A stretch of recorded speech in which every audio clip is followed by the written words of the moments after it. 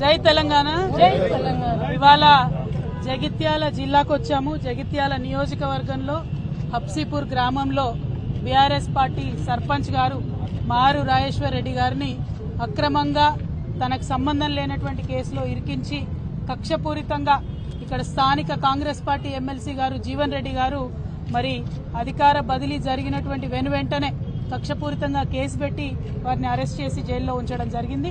30 ఏండ్లలో జీవన్ రెడ్డి గారి హయాంలో ఎన్నడూ జరగనటువంటి అభివృద్ధి బీఆర్ఎస్ పార్టీ మా డాక్టర్ సంజయ్ అన్న గారు గెలిచిన తర్వాత, కొప్పుల ఈశ్వరన్న గారు మినిస్టర్ అయినాక, కేసీఆర్ గారు సీఎం అయినాక హబ్సీపూర్ గ్రామంలో అంత అభివృద్ధి మనం చేసుకోవడం జరిగింది.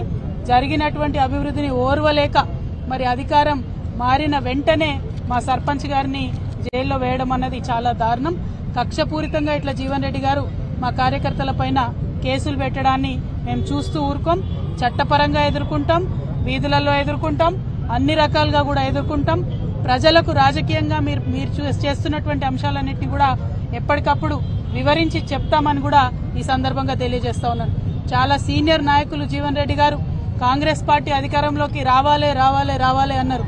మరి అంతకుముందు కాంగ్రెస్ పార్టీ అధికారంలో లేనప్పుడు, బీఆర్ఎస్ పార్టీ అధికారంలో ఉన్నప్పుడు ఫ్రెండ్లీ పోలీసింగ్ పేరుతోని ప్రజలను పువ్వుల్లో పెట్టుకొని చూసుకోవడం జరిగింది. ఏ పార్టీ కార్యకర్తలైనా వారి మీద రాజకీయ పరంగా మేము పోరాటం చేసినాం తప్పితే చట్టాన్ని వాడుకొని, పోలీసులను వాడుకొని ఇట్లా ఎప్పుడు కక్ష తీర్చుకోలేదు. ఇది కాంగ్రెస్ రాజ్యమా, కాకీల రాజ్యమా అనే విధంగా ఇవాళ రాష్ట్రమంతా కూడా వ్యవహారం నడుస్తా ఉన్నది. ప్రతి నియోజకవర్గంలో ప్రతి చోట కూడా ఇటువంటి వైఖరినే కాంగ్రెస్ పార్టీ ప్రదర్శిస్తా ఉన్నది. కాకపోతే జీవన్ రెడ్డి గారికి మేము హితవు చెప్తా ఉన్నాం, ఇటువంటి వైఖరి ఎక్కువ రోజులు నిలబడదు, ప్రజలు తిరగబడతారు. ఇప్పుడు మీరు వాగ్దానం చేసినటువంటి అమలు చేసేటటువంటి ప్రయత్నం చేయండి. మీరు అలవి కాని వాగ్దానాలు చేసి అధికారంలోకి వచ్చినారు, వాటిని అమలు చేయండి, ప్రజల కోసం పనిచేయండి. కానీ ఇతర పార్టీ నాయకులు కార్యకర్తల మీద కక్షపూరితంగా వ్యవహారం చేస్తే ప్రజలే దాన్ని తిప్పికొడతారు. తెలంగాణ ప్రజలందరికీ కూడా వినమ్రంగా మేము విజ్ఞప్తి చేస్తా ఉన్నాం. నిన్న కూడా మీరు చూసినారు, యూనివర్సిటీలో శాంతియుతంగా ధర్నా చేస్తున్నటువంటి ఆడపిల్లల్ని జుట్టుబట్టి లాగి మహిళా పోలీసులు మరి పడగొట్టినటువంటి పరిస్థితిని మీరు చూసినారు. ఇట్లా పోలీసులు ఇటువరకు ఎప్పుడు కూడా తెలంగాణ రాష్ట్రంలో వ్యవహరించినటువంటి దాఖలాలు లేవు. మరి ఇవాళ కాంగ్రెస్ పార్టీ వచ్చినాక కొత్త ఒరవడి ప్రారంభమైంది.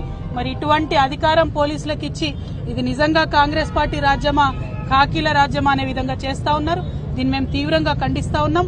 బీఆర్ఎస్ పార్టీ నాయకులు, కార్యకర్తలు అందరూ కూడా ధైర్యంగా ఉందాం. మనం ఉద్యమాలు చేసి పోరాటాలు చేసి వచ్చినటువంటి వాళ్ళం. ఇదే కాకీల మీద, ఇదే కాంగ్రెస్ పార్టీ మీద ఉద్యమాలు చేసి తెలంగాణ రాష్ట్రం తెచ్చుకున్న వాళ్ళం కాబట్టి మనం అదే స్ఫూర్తితో ముందుకు వెళ్దాం. అల్టిమేట్ గా మనకు కావాల్సింది తెలంగాణ ప్రజలు బాగుండాలి. ఈ కాంగ్రెస్ పార్టీ చేసినటువంటి వాగ్దానాలు ప్రజల వరకు చేరే వరకు కూడా పోరాటం కొనసాగిస్తామని తెలియజేస్తూ జై తెలంగాణ, జై కేసీఆర్.